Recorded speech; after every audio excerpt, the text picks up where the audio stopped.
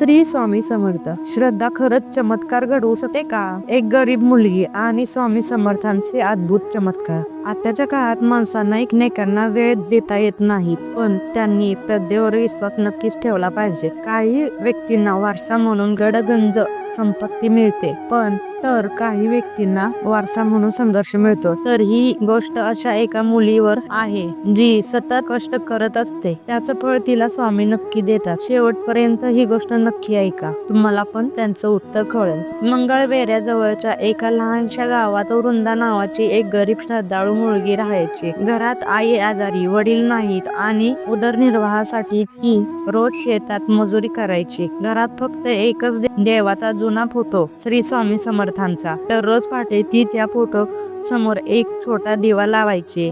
एक दिवस मुसळधार पाऊस सुरू झाला. ती शेतात अडकली. आई घरी एकटी होती. औषधं संपली होती. वृंदा रडत रडत म्हणत म्हणाली, स्वामी, आज माझी आई वाचवा. मी काहीच नाही करू शकत. ती धावत घरी आली. पाऊस, वारा, अंधार, घराचे छप्पर गळत होतं. पण आश्चर्य, देव घरात ठेवलेला तो छोटासा दिवा वादळातही विझलेला नव्हता. त्या दिव्याची प्रकाशात तिला आई शुद्धीत दिसली. आई म्हणाली, बाळा, कोणीतरी भगव्या वस्त्रात साधू आला होता. त्यांनी माझ्या डोक्यावर हात ठेवला आणि म्हणाले, घाबरू नको. वृंदा हादरली. ती फोटो समोर पाहते तर तो चेहरा श्री स्वामी समर्थ. क्षणात वीज कडली. दिवा आपोआप शांतपणे विझला. आई पूर्ण बरी झाली होती, कोणतंही औषध न घेता. वृंदा डोळे पुसत म्हणाली, स्वामी, तुम्ही खरंच आहात.